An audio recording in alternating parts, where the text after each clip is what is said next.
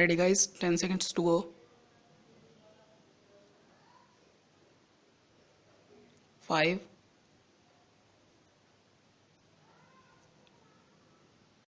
In dealing with the railway staff, I think there is no question of greater importance than that of assuring the class 4th staff of a prospect of continuous advancement in proportion to their merit. Now, the Railway Inquiry Committee referred to this matter about 8 years ago. I scan the Railway Board's report every year in order to see what progress has been made in this matter and how far training has been provided for the staff and new avenues of promotion opened out to them. But I am disappointed year after year. I am therefore glad to learn that the Railway Minister is attending to this question. I have no time, sir, to refer to the recommendations of the Railway Inquiry Committee because I have got only 6.5 minutes more. But I should request him to place the recommendations of that committee and the estimates committee before the committee that he has appointed. One of the most important recommendations made by the Railway Inquiry Committee was that efforts should be made to make every member of Class 4th staff literate. All our workers should be literate just as all our soldiers are, and although education is not the responsibility of the railways, yet I think that it will be in the interest of the railways themselves if they attend to the education of their workers. Now, sir, I come to one or two general questions which I think are of great importance. The burden on the Railway Board is increasing year after year. It has been increasing for 6 or 7 years almost now. Yet the size of the board remains what it was. I know that some additional members were appointed by the Railway Minister last year in order to help the members of the Railway Board. I personally do not think that this was a satisfactory method of dealing with the problem of increased work. I hold the view that it is better to increase the strength of the board than to add to the number of officers.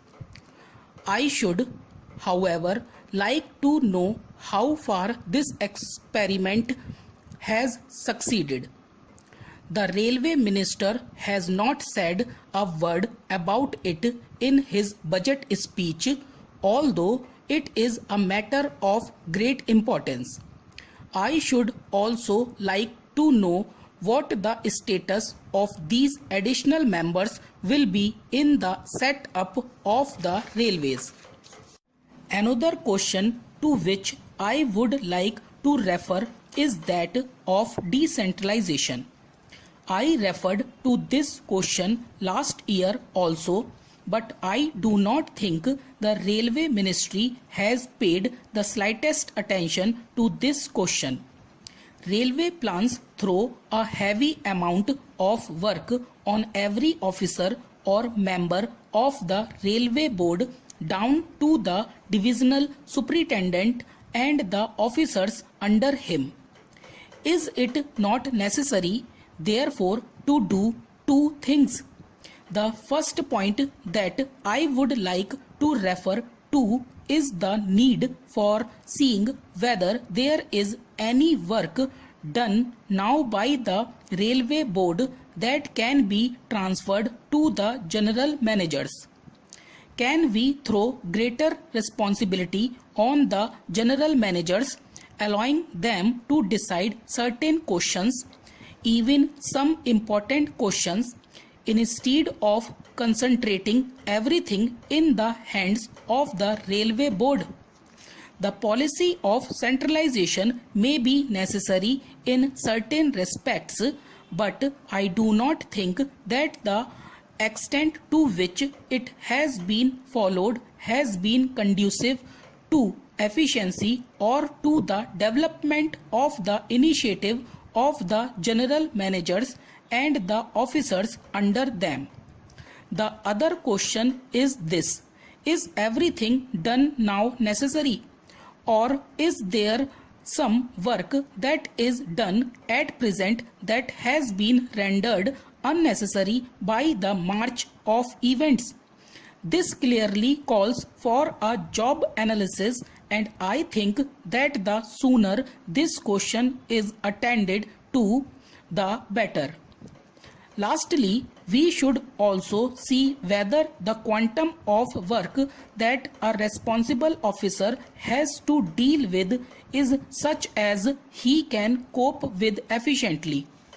The work should not be so heavy as to prevent him from touring or giving some time to thinking out the new problems that are constantly presented to him in connection with the additional burden thrown on him. I think that this calls for a re-examination of the size of the railway zones, notwithstanding the divisionalization that has taken place in 3 more railway administrations.